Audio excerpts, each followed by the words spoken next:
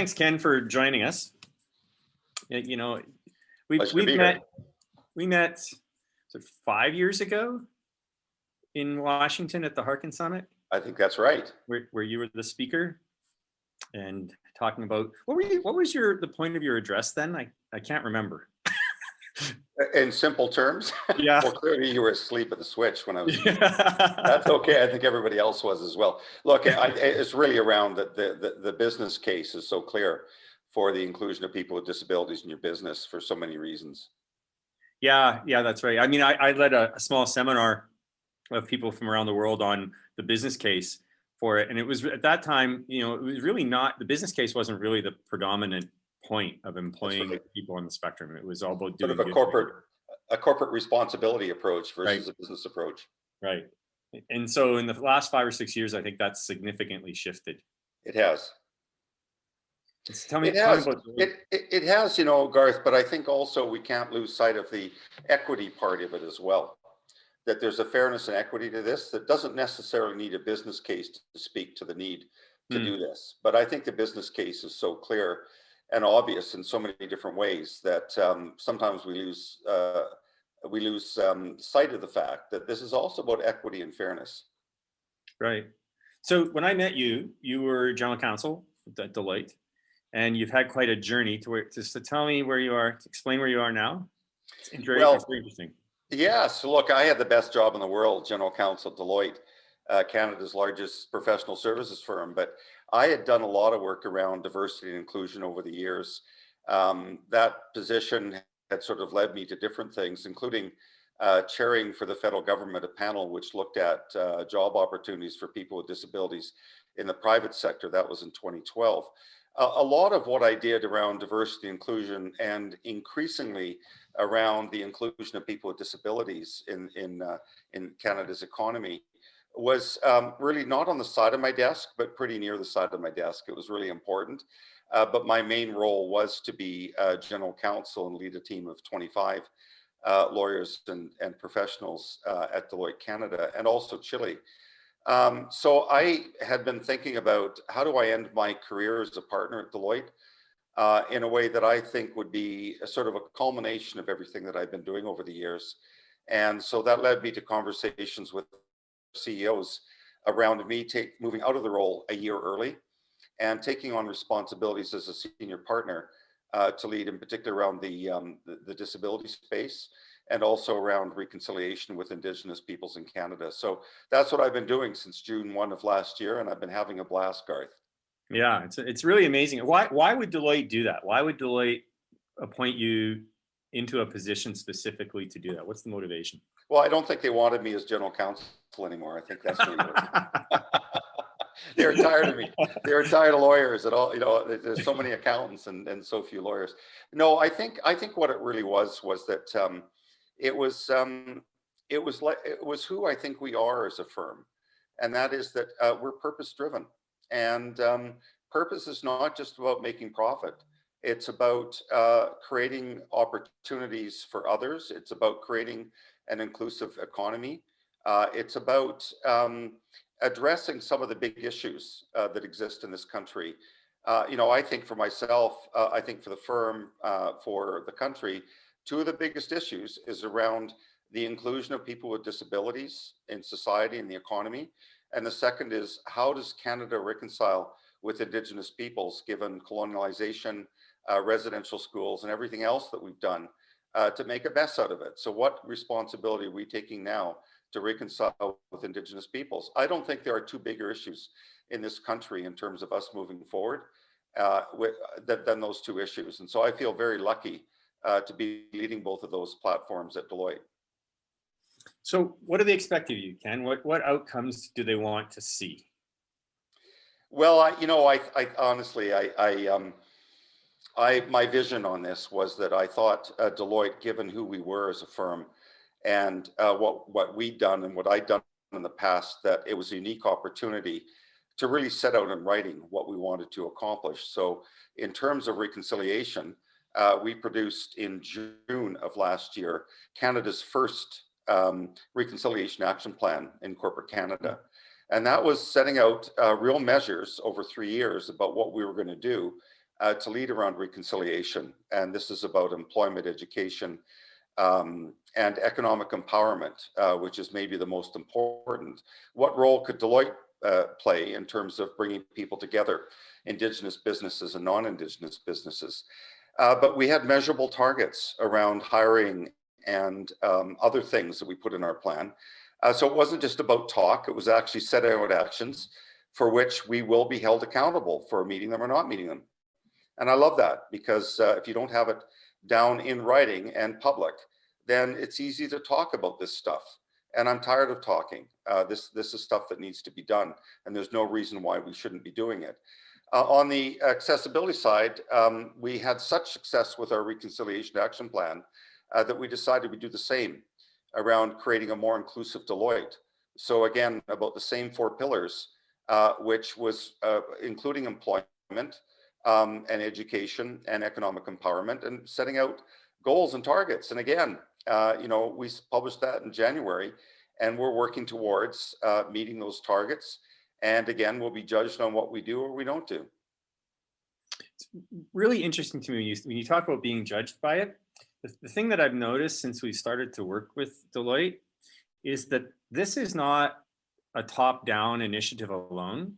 There are a lot of the frontline people, we work at the very operational level of your company. Yep. And those people are super driven intrinsically by being part of a company that is making a difference in the world and not just making money. And, yep. That gives me real hope that this will work. I think the whole ESG movement is massive. And in particular for the younger generation, the generations that follow us, it is key to their engagement, and they're wanting to work and do great work. And those are the people we need to drive our business forward. But I'll tell you, there's a secret ingredient, Garth, I will let you in on. Don't tell anybody, okay? Okay. Let me just push mute. Yeah. And that is that, you know what? A lot of people care about this. It's more than half the population care about the inclusion of people with disabilities. Why? Because they are parents of children with disabilities. They are disabled themselves, yep. Most often non-visible disabilities. And also they might be caring for a spouse or significant other or a parent with disabilities. That puts it over 50%. And the secret ingredient is, we found, was there's a lot of parents, and there's parents at Deloitte with children who are disabled, and they may be autistic on the neurodiversity spectrum. They might be something else, but this really matters to them that Deloitte is showing leadership around how there's a future for their children. And that's what we really all have to care about. This is about our future. And this is about our future. It's not about somebody else's future, it's about our future. And that's why it's so important. And that's why you find the engagement of people at all levels within the firm of saying this matters to us. We want to do something about it. It's really true. When we began in 2013, we had 7 letters of intent from fairly well-known businesses locally saying that they would engage our people with autism in tech jobs. And not a single one of them turned into a job in the first year. And that's so wrong. Well, but what it really took is, and what I wanted to underline with what you said is, until we connected with somebody who made a personal connection to what the opportunity was, and they weren't thinking about it in terms of, I have to help Bob, Mary, or Sue, but I have a Bob who needs a job himself, and he's really good, and he just needs that opportunity. And it was those people that pushed the risk through to let us prove the concept of our business. It's so true. And I think the other part of it too, which you've been really good at, Garth, is speaking to business leaders, speaking to people who run the business. I mean, if this is simply a DEI strategy or a talent strategy, it won't go very far because, first of all, they're very busy people. And so unless somebody is really being a squeaky wheel about saying, I want these people with disabilities to work for me, you won't find talent driving that forward by themselves. So it takes the business leaders saying, this matters to me, matters to our business, and we're going to do it. So talent, go find me some people. And I think you've made it easy at Auticon to make that happen. So it's just getting that business leader to say, this is what we must do. And then you take care of the rest. And that's why it's so easy to do business with you. Well, thank you for that. Yeah, I mean, our cost of goods are certainly higher because of all the extra stuff we do to make it sure that it works, because we simply can't fail. Because Yeah. people assume that there's going to be extra challenges and extra costs, and it's not going to bring about a return, which we have to quickly overcome. And that's why, after 8 years, we're still here because it works. Yeah. No, it does work. But I think the other question we have to ask ourselves is, as a country, what type of country do we want? Mm, Do we want to be offshoring everything? That maybe there's a slight cost advantage, maybe a less quality issue. But is that what we want? Or do we want to onshore this in a way that you get the quality, you get the delivery, plus you have an inclusive economy where mm. actually more people are earning money, meaning more people are paying taxes, which mean there are more happy people in this country. Like that's what we have to think about as a country. What type of country do we Yep. want? Yeah. You're completely correct. We also, people don't really think about what the costs to the healthcare system are, to the extended family, all of these things. Like the knock-on effect of a truly inclusive society is benefit for all, undoubtedly. And happiness, Yeah. Garth, Yeah. happiness. Yeah. We just and I think what COVID has identified is that, people are it's laid bare, it's ripped off the bandage. And I Mm, think that let's learn from this to say, happiness, our happiness of our people is really important for engagement. It's very important for their health and long-term well-being. And that matters. And I think mm. more and more organizations are understanding that the ESG component of what they do is really important to their ultimate success. Completely. Completely. We had an interesting thing happen last week. I got an email from one of our regional managers, and they said, terrible news. Somebody is leaving us. They've given notice. This person had come to us looking for an opportunity, had never really had an opportunity, and they've taken a $200,000 a year job with someone else, and they're leaving us. And I was like, okay, small business problem to fix. That's the best thing I've heard this week. Yeah. Yeah, Because so true. intrinsic value, motivation, people, this is really what we're working towards. And if we can get to the point where we are actually competing with talent based on the fact that they are neurally diverse, we win. But Yeah, more importantly, they win. everybody wins. Yeah, totally true. So, we've talked about what's important to Canada. You have a much more global perspective in the country than we do. You're involved with so many different clients and at so many levels.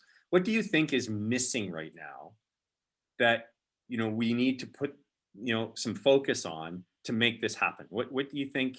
I mean, that's a big question, but maybe there's some couple things that come to I, mind. I don't think it's complicated. I think it comes down to one thing. I don't think we have enough leadership. We don't have enough courageous leadership. We don't have enough leaders who are prepared to say, I don't want to know all of the detail, just do it. That's our goal, go do it. And I think that we are too cautious generally as corporations. We're risk adverse. So we're saying, well, gosh, it's too much hassle, isn't it? Isn't there too much risk in doing it? And it's not actually. In fact, in many ways, it's a less riskier route to take. Mm, And that's what we have to get across to people. And I'll tell you why it's less risky. Okay, I'm not just using words here. It's less risky because people with disabilities are around us already. mm, They're there. Neurodiversity is a fact of life. And, I'm a lawyer, and the number of neurodiverse lawyers I've met, I can't tell you the number. mm, And did we know about that when I started articling and practicing law? No, they were mm, just different. And you know what? Actually, they were accepted as being very capable lawyers. But they're there. So the question then is, how do you create even greater productivity? mhm, And you do that by zeroing in and focusing on creating an environment for the hiring of neurodiverse or people with disabilities, so that actually at the end of the day, everybody benefits from that. Those policies, those procedures, those incredibly difficult barriers and obstacles we put up for our employees fall away when we start thinking about inclusivity. Everybody benefits. So this is why I think it's a less risky route, maybe a bit more upfront route, upfront work to get it right. But at the end of the day, you're much better as an organization by being more inclusive for people with disabilities. mm. Yeah, completely true. And more and more and more studies are like quantifying that. So, Yeah, because we always say to our colleagues when they join us, no one hires anyone because they want to. Everyone hires people because they need to. yeah, And but that doesn't mean that you need to go into a work culture that isn't, holistic and good and makes you feel better, because we spend most of our time with our colleagues at work in our life. yeah. Well, But Garth, let me give you two ends of the spectrum, maybe, if you will, both fun. equally important. The first is, the great example of Mark Wafer. Mark Wafer figured out how to be a profitable business by hiring people with disabilities, and he was highly successful at that.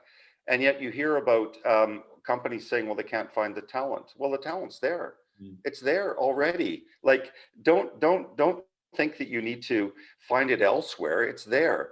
And the second part of it is what you do. I mean, the number of tech jobs that are going unfilled at the moment. And people are saying, well, where do you find the tech? Like, where do we find these people? Well, they're there. They're there. I mean, you've proven the case. And so to say that on both ends of the spectrum, if you will, you can't find talent, that's wrong. The Mhm. talent is there. It's in the disability space. It just means that you have to be more innovative in terms of approaching that talent market. And it's not that hard to do. No, well, that's true. And to be honest, Ken, part of the reason that we've had the success that we have is that because we have a consulting model and we bring people in to demonstrate this, all the risk is on us. So a I large know organization you hires take us. the risk out of it. Yep. And we say, if we fail, we don't deliver, blame us. But it works. And repeatedly, the other thing is, like, our employment coordinators who work with, coaching and onboarding and all those pieces, they ultimately end up coaching the whole team. And then there's all these practice changes that happen. And so you're right. We have daily experience of the benefit to it. I think what it is going to take to make the tipping point come in our country is where we get to the point where there's enough people having done this who are talking about it, who aren't as vested in it as us. When we talk about it, people say, well, of course you're going to talk about it because it'll make you a success. But where it really changes and shifts is when we have clients like you are doing at Deloitte who are going out and touting it to others, and we're hearing about it even through other channels. Oh, we heard that people are coming to us by word of mouth. And when Yeah. that happens, then you're going to get line managers, project leaders, budget holders willing to take that thou shalt from their CEOs and operate on it, because that is when we'll get there. And I don't think we're very far off. I don't think you are either. And I think it is in conversations, in the work that I've done, quite often I find it's hand-to-hand combat. It's having those personal discussions to find out where somebody's coming from. And having, like I always say, give somebody to me and I will turn their mind around to the importance of this for their business, for society, for people around them. This matters a lot. So there is no downside to it. Most often it's around ignorance. And, Mhm. it's this mentality sometimes, Garth, of, this is about them. It's not really my issue. Mm. And then one day somebody has an accident. Mhm. Somebody has the birth of a child with disabilities. Mm. Something happens, whether it's temporary or permanent. And then they say, well, how come this isn't much cleaner and simpler and smoother for me? And that's because they didn't think about it before. And I think we need more people to think about it. This is about all of us, not about a small group of people in society. It's about all of us at the end of the day. Well, yes, absolutely. And I mean, it's a fact that most of us at some point in our life, if we live long enough, will end up with some kind of diverse ability. Like, Yeah, it's just a question of when. that's right. Uh, so, I'm closer to it than you are. well, not by much. Um, All the sports I played, I'm sure I am. yeah. Indeed. So, hey, so to wrap it up, what do you want to look back on the work that you're doing now? What do you hope is the outcome for you? I don't mean for Deloitte, for anybody else. For you, what do you hope the outcome is? There's only one thing: jobs. More people with disabilities working in Mm. paid employment where their abilities are maximized, that that they are contributing members of society. That's all that matters to me, is more jobs for people with disabilities. It's not about me at all. I'm a typically abled man. I'm not, this isn't about me at all. It's just the right thing to do, and it makes business sense. So for me, it's about jobs, all about jobs. I would agree with you. Yeah. Well, thank you. Thank you very much. You're welcome. Garth, keep up the great work. You and your team are doing outstanding work. Keep with it. I'll do everything I can to support you. It's the right thing to do. It makes business sense. And the value you add to corporations is immense. So keep it up. Thank you, Ken. Deloitte has certainly been an exemplary partner for us, and we're really excited about 2022 post-COVID and all the things we're going to be able to do together, and the journey we're going to take. It's been fun. It's been good.